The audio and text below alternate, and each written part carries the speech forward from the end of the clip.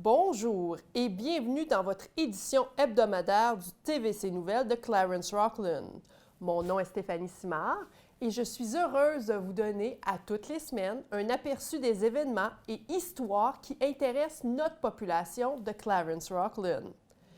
En manchette cette semaine, un suivi sur l'évolution de la COVID-19 en Ontario ainsi que dans Prescott et Russell, une campagne de vaccination importante dans notre région, une polémique autour du budget prévisionnel de la cité de Clarence Rockland, entrevue de fond sur la santé mentale de nos enfants en lien avec la COVID-19, restrictions supplémentaires du Bureau de santé de l'Est de l'Ontario, présentation d'un nouveau commerce local, mise à jour sur l'Halloween et finalement le lancement officiel de la campagne du Coquelicot pour le 11 novembre prochain.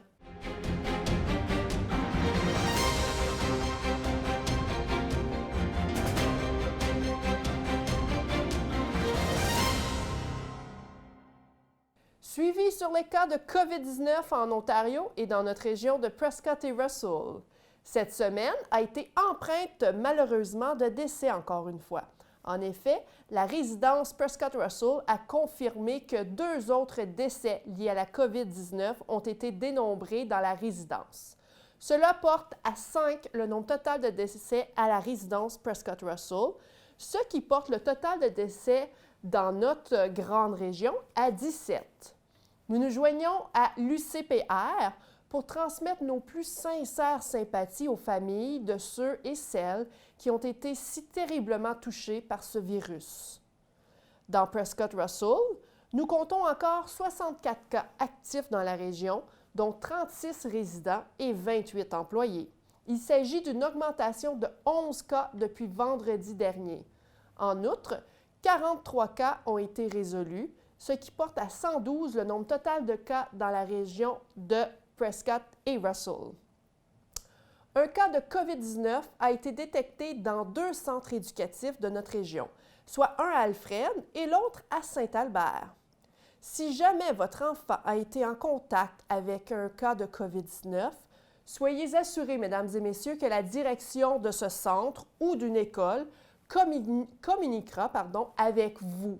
Donc, pas besoin d'aller de l'avant et d'aller communiquer et engorger les gens qui, en ce moment même, je suis sûre, sont débordés. Ensuite, dans notre région, nous constatons que la plupart des cas ont été localisés dans des maisons de retraite. Toutefois, il faut toujours faire attention puisque la propagation peut venir de partout. Donc, au niveau de nos cas, on voit d'où ce qui vient. Bien sûr, on a 130 à peu près récemment qui vient des maisons de retraite ou et aussi les résidences comme Prescott Russell. Et nous voyons aussi, si on sépare les cas des maisons de longue durée et les maisons de retraite, si on voit actuellement où on a des cas, où les cas sont distribués à travers de notre région, mais c'est sûr que la plupart, ce que j'ai remarqué depuis à peu près 3-4 jours, surtout pendant les fins de semaine, les cas que nous avons vus, qui n'étaient pas reliés aux occlusions des maisons de longue durée ou de maisons de retraite, étaient reliés. Il y avait un cas qui soit demeuré ou soit était un contact proche avec un cas connu. Donc, ça nous aide un peu de cibler exactement où on a la transmission dans notre région. Sur une autre nouvelle, la saison de la grippe approche et une campagne de vaccination est nécessaire. La saison de la grippe approche à grands pas, surtout avec l'arrivée de la saison froide. À l'automne 2019, l'équipe de santé familiale de Clarence Rockland a effectué plus de 5000 vaccinations et ce nombre devrait augmenter cette année, plus particulièrement en raison de la peur générée par la COVID-19. Nous avons parlé avec l'infirmière en chef de l'équipe de santé des raisons pour lesquelles il est important de se faire vacciner contre la grippe saisonnière. Merci beaucoup d'être avec nous aujourd'hui, Andréane. Pour commencer, je veux vous demander pourquoi est-il si important de se faire vacciner contre la grippe? Donc, le vaccin contre la grippe va vous offrir une protection contre la grippe, dans le fond. Donc, ça va vous aider à ne pas développer la grippe durant l'année.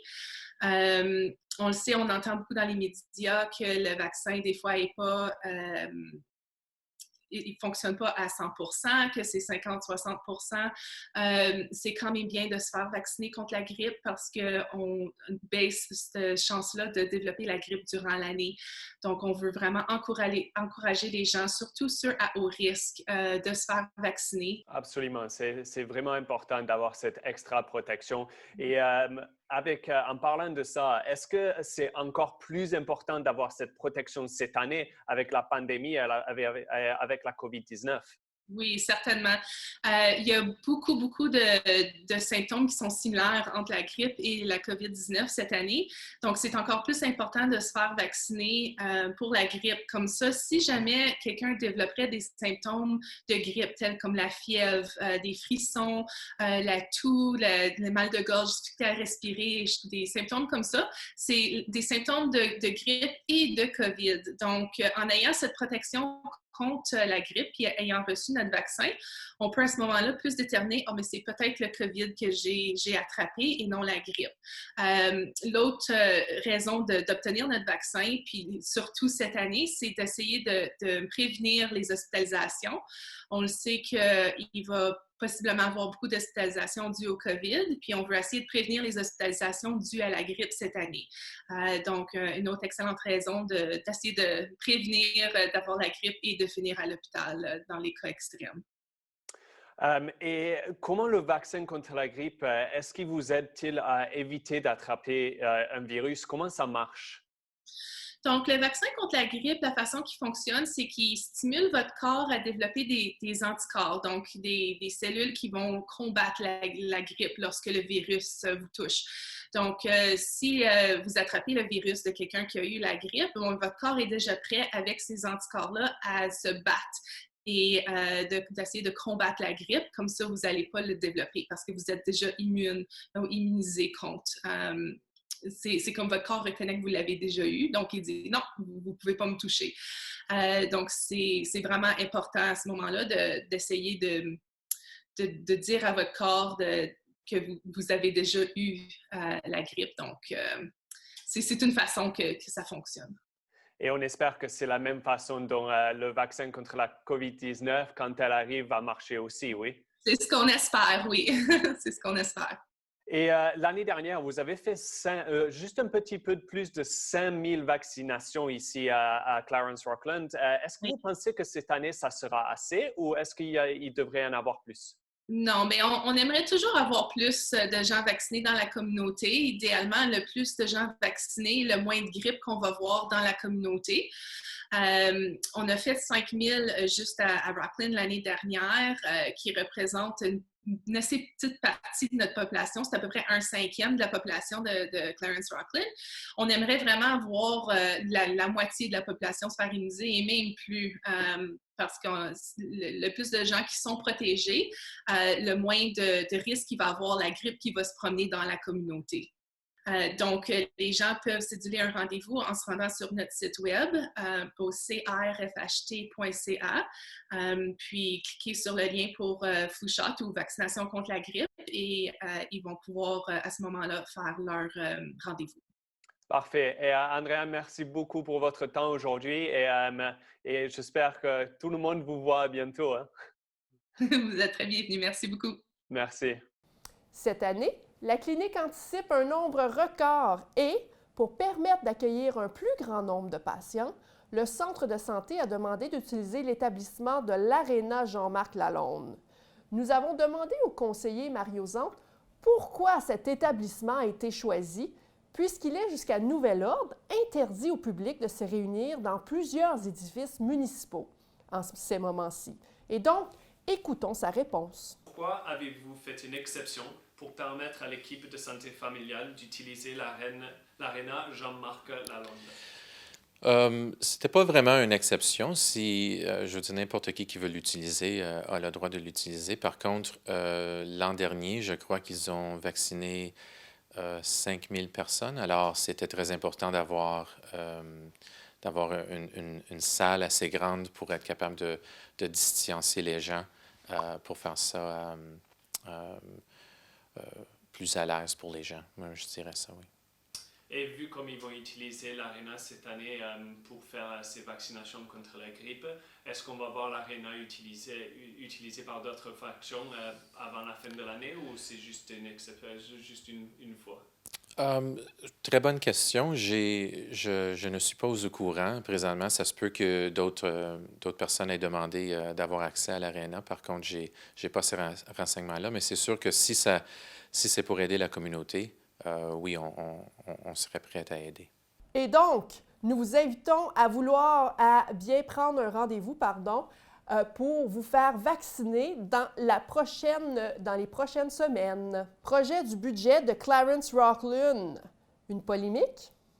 À l'aube d'une nouvelle année fiscale de la Cité de Clarence Rocklin, le budget annuel de la Cité a été publié de manière inattendue sur les médias sociaux la semaine dernière, ce qui a émoustillé un tollé de commentaires de la part des résidents de notre région.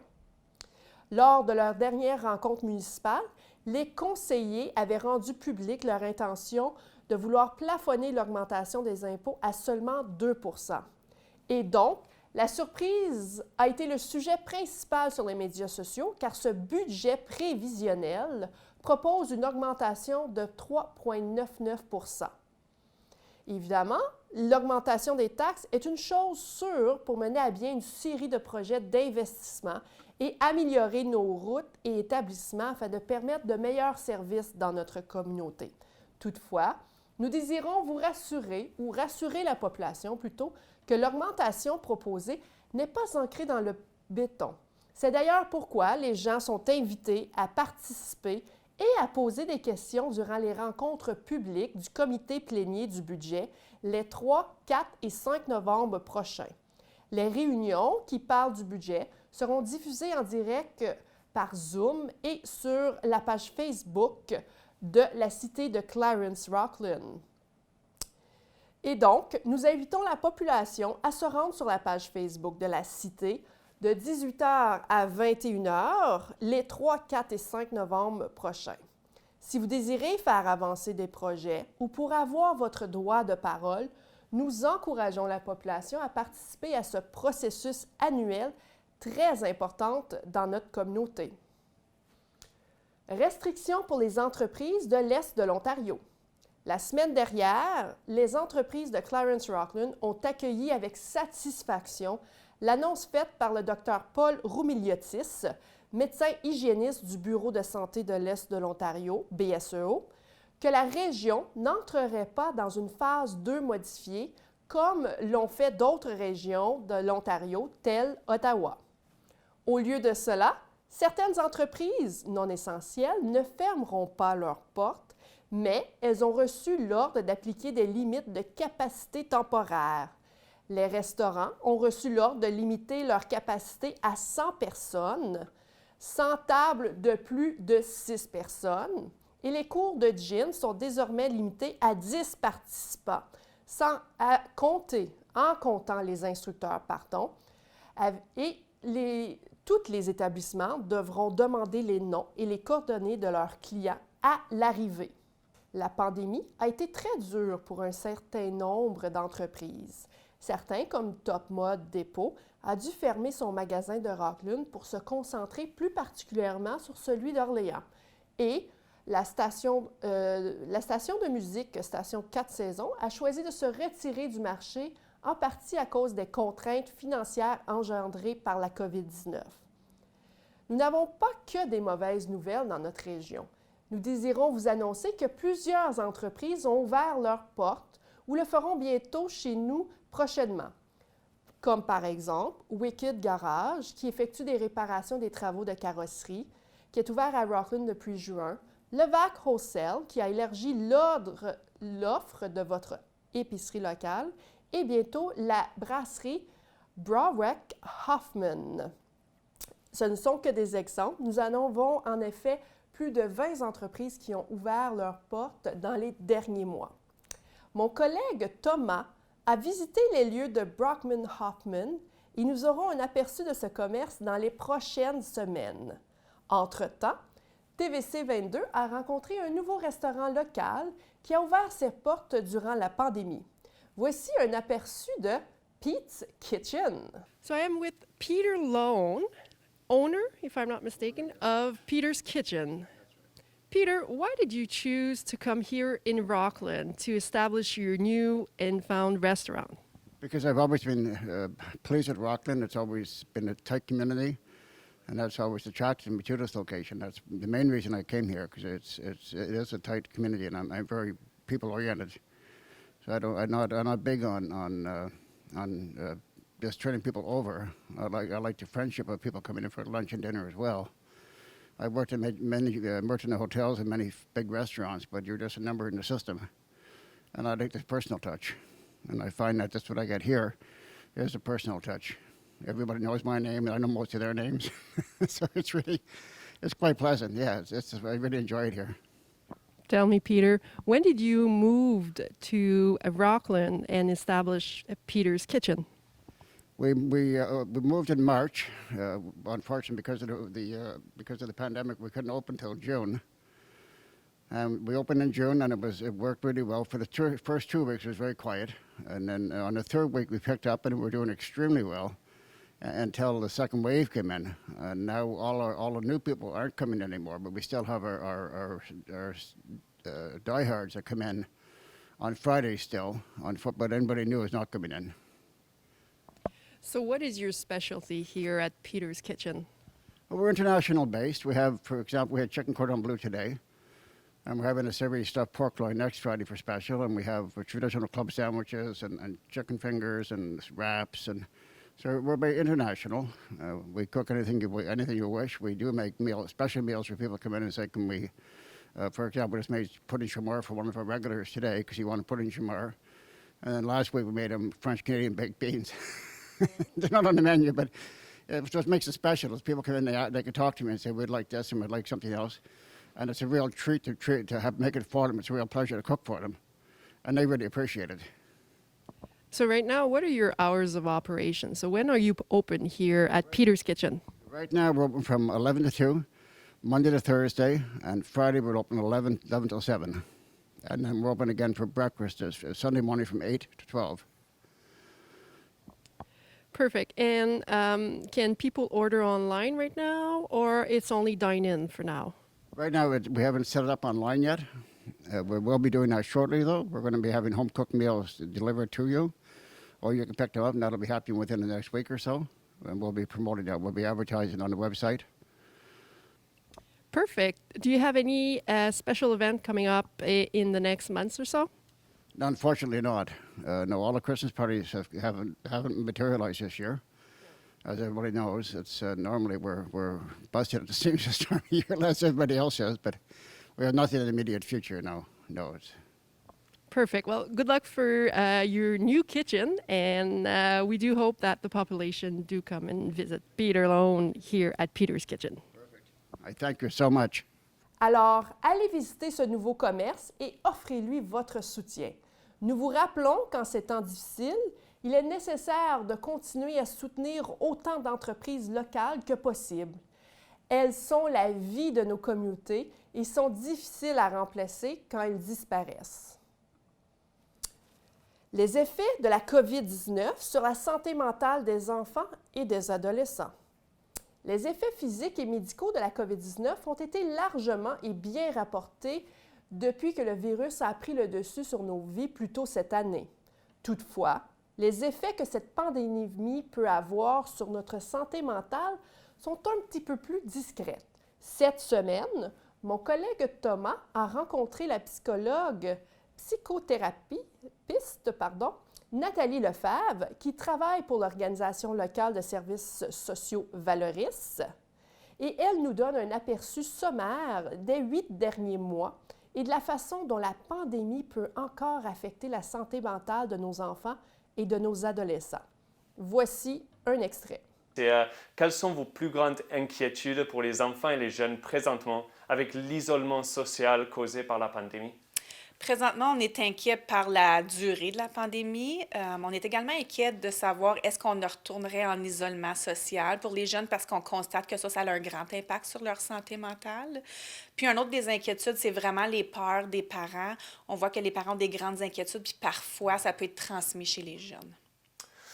Oui, c'est spécialement un problème là, avec les parents s'ils ils s'inquiètent les enfants de plus qui sont déjà inquiétés. Qui est le plus à risque alors? On voit que chez les adolescents, c'est déjà une période qui est émotionnellement très difficile. Donc, on rajoute l'isolement social, une pandémie, un stress, des inquiétudes. Donc, on voit qu'eux sont plus grandement affectés. Mais la proportion des gens qui sont le plus affectés, c'est ceux qui avaient déjà des problèmes de santé mentale à la base. Donc, on voit une augmentation de l'anxiété, de la dépression chez eux et autres troubles. Et pour vous, quel est le pronostic de cette tendance qui prend, semble-t-il, de l'ampleur? Ce qu'on voit, c'est qu'il y a beaucoup d'études qui se penchent sur les répercussions, mais il n'y a pas beaucoup d'études qui se penchent sur l'autre côté, donc les bienfaits de la pandémie. Puis on voit que ça l'affecte des deux côtés. Donc il y a un impact négatif, mais il y a aussi un impact qui est positif. Donc on voit que les familles passent plus de temps ensemble. On voit des nouvelles rituels familiales se développer. On voit que les jeunes sont moins anxieux face à l'école, au travail. Donc il y a quand même un côté positif. Puis il ne faut pas oublier que des jeunes, c'est très résilient. Donc la majorité des jeunes ont la capacité de surmonter les obstacles, puis il va avoir une croissance personnelle. Donc, il y a plusieurs choses positives qui peuvent se développer avec la pandémie également, selon la façon qu'on le présente aux enfants, puis leur capacité à s'adapter. Et je sais que c'est très différent dépendant de quel enfant c'est, la personnalité va avoir un grand effet. Mais qu'est-ce que vous recommandez aux enfants et aux jeunes de faire afin qu'ils puissent garder une bonne santé mentale pendant cette période si difficile? Puis c'est super important, puis on le dit toujours, les bienfaits de l'activité physique. Donc, que ce soit à l'intérieur ou à l'extérieur, les études le démontrent, le lien entre l'activité physique et la santé mentale. Donc, c'est indéniable, c'est bon pour l'anxiété, la dépression, ça améliore la concentration, l'humeur, le sommeil, et j'en passe. Là, il y a extrêmement de bienfaits. Donc, on encourage beaucoup les jeunes de pratiquer des sports, même s'ils ne sont pas impliqués dans des sports comme tels, mais d'en faire à la maison avec la famille, de la danse, aller jouer à l'extérieur.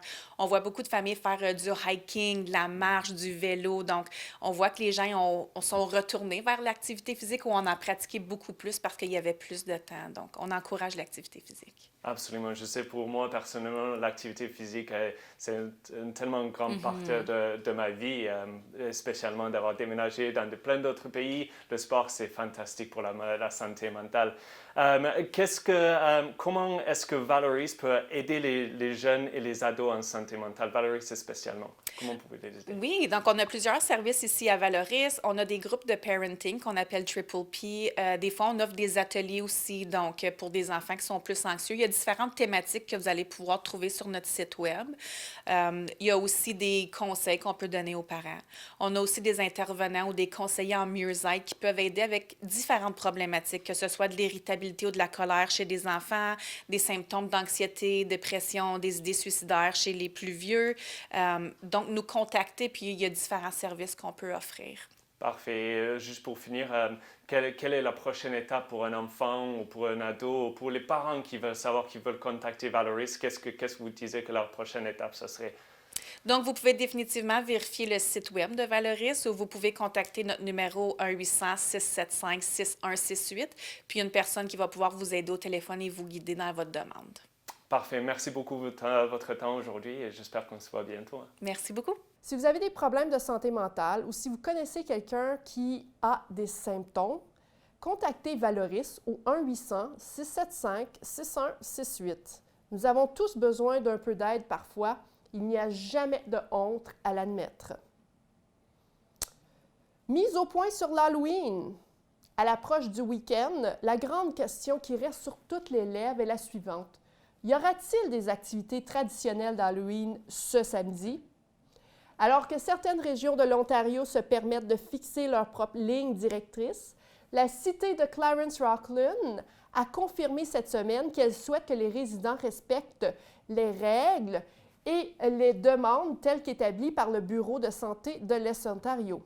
Le jour du souvenir, le 11 novembre prochain, soit dans 2 semaines, est une date importante pour continuer à se rappeler des sacrifices que nos vétérans ont faits pour soutenir nos droits et libertés.